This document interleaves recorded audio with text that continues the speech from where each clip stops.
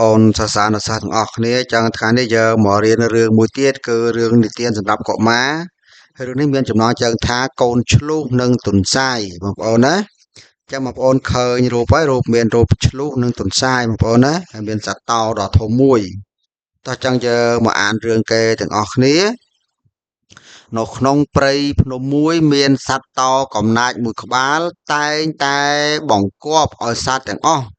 ចូលមកប្រកល់ខ្លួនជាចំណីរៀង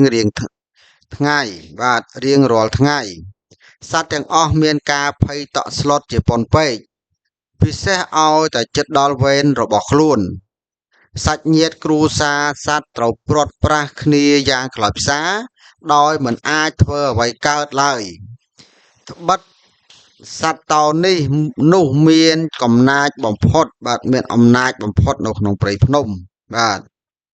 ចឹងសាច់ញាតិគ្រួសារសត្វត្រូវព្រាត់ប្រាសគ្នាយ៉ាងខ្លោចផ្សាដោយមិនអាចធ្វើអ្វីកើតឡើយត្បិតសត្វតោនោះមានអំណាចបំផុតនៅក្នុងព្រៃនោះបាទតើចឹងយើងតទៀត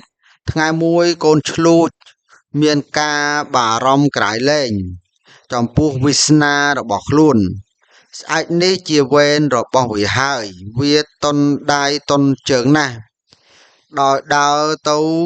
ដេកសំកប់នៅលើវាលស្មៅខៀវខ្ចីមួយចិត្តជើងភ្នំព្រំពេចនោះវាស្រាប់តែនឹកឃើញដល់មិត្តសម្លាញ់ម្នាក់គឺទុនសាយវាបានដើររកទុនសាយពេញមួយល្ងាចរហូតបានជួបលុះបានជួបហើយក៏រៀបរាប់ពីសេចក្តីទុក្ខសោកនៅក្នុងចិត្តកុំបារម្ភអីសម្លាញ់បាទទុនសាយនិយាយបងប្អូនណាបាទកុំបារម្ភអីសម្លាញ់ខ្ញុំអាចជួយឯងបានឲ្យតែសត្វតូចសាមគ្គីគ្នាដោយឆ្លៀសវៃគឺពិតជាអាចកំចាត់សត្វធំដែលកាចសាហាវបានទុនសាយពោលដូច្នោះរួចក៏រៀបចំឧបាយកលជាមួយកូនឆ្លុះលុះព្រឹកឡើងស្ដេចតោក៏រងចាំនៅលើផ្ទាំងថ្មធំមួយជាអាសនៈរបស់ខ្លួនលុះកូនឆ្លុះមកយឺតពេល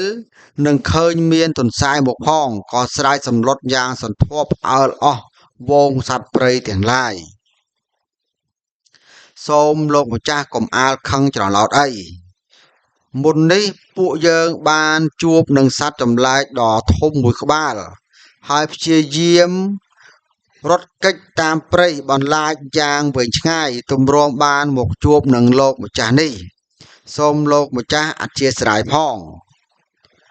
បាទចុះសត្វចម្លែកឯណាទៀតហើយហ៊ានមករំខាននៅក្នុងដែនដីយើងនេះសាច់តោនឹកឆ្ងល់ក៏សួរទុនសាយវាមានមាឌធំជាងដំរី2 ដងទៅទៀតសូមលោកម្ចាស់មកតាមខ្ញុំមកខ្ញុំនឹងនាំលោកម្ចាស់ទៅជួបសត្វចម្លែកនោះតែសូមលោកម្ចាស់ប្រយ័ត្នប្រយែងផងសត្វទុនសាយបញ្ជាក់ប្រាប់រួចក៏នាំសត្វតោចេញទៅឯងកុំមើលស្រាលអញឲ្យសោះអញមិនខ្លាចវាទេអញនឹងសម្លាប់អាសត្វចម្លែកនោះឲ្យឯងដឹងថ្វីដៃអញម្ដងលុះទៅដល់ពីមុខរោងភ្នំមួយទុនសាយបានចង្អុលទៅនោះតាមពិតសត្វទុនសាយបាននាំគ្នាគូសវាសនិងឆ្លាក់មាត់រោងភ្នំនោះជារូបសត្វម្យ៉ាងដែលមានចង្កូមសស្ញាចនិងមានមុខមាត់មើលទៅគួរឲ្យខ្លាចបំផុតចំណែកសត្វតោខឹងខ្លាំងណាស់បានស្រែកប្រាប់ឲ្យទុនសាយចាក់ចេញទុកឲ្យខ្លួនជាអ្នកតតាំងតែម្នាក់ឯងរំពេចនោះសត្វតោហក់ទៅជាប់អន្ទាក់យ៉ាងមាំដែលទុនសាយលួចដាក់នៅក្រោមស្លឹកឈើត្រង់មាត់រោងភ្នំនោះហើយនៅឆ្នោះសត្វទុនសាយបានហួចសំឡេងហៅសត្វទាំងអស់ដែលកំពុងចាំពួនជុំវិញរោងភ្នំមកចឹកខំនឹងហែកខ្លួនប្រាណសត្វតោអប្រៃនោះរហូតដល់សេចក្តីស្លាប់យ៉ាងវេទនាដោយកាលគ្រាដែលវាចាប់ហែកស៊ីសត្វដទៃយ៉ាងសាហាវដូច្នោះចាប់តាំងពីពេលនោះមកកូនឆ្លុះព្រមទាំងសត្វព្រៃដទៃទៀតក៏ រស់នៅដោយសន្តិភាពរួចផុតពីការគ្រប់គ្រងដ៏កំណាចរបស់ស្ដេចតោ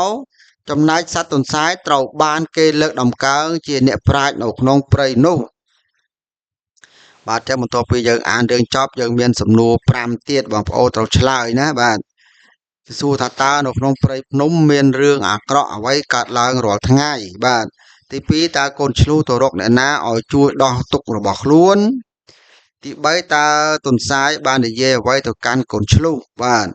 និងទី4តើទុនសាយបានប្រើឧបាយកលដោយម្ដេចខ្លះដើម្បីកំចាត់ស្ដេចតោកំណាចនិងសំណួរចុងក្រោយគេទី5គឺថាតើប្អូនយល់យ៉ាងណានៅក្នុងរឿងបាទបងប្អូនយល់ថាទុនសាយក្នុងរឿងនេះជាតួអង្គដូចម្ដេចសំទោសណាបាទចឹងវីដេអូយើងសូមបញ្ចប់ត្រឹមតែប៉ុណ្ណេះបងប្អូនអាចឆ្លើយសំណួរទាំងអស់នេះបានដោយមើលវីដេអូយើងម្ដងទៀតបាទចឹងអរគុណច្រើន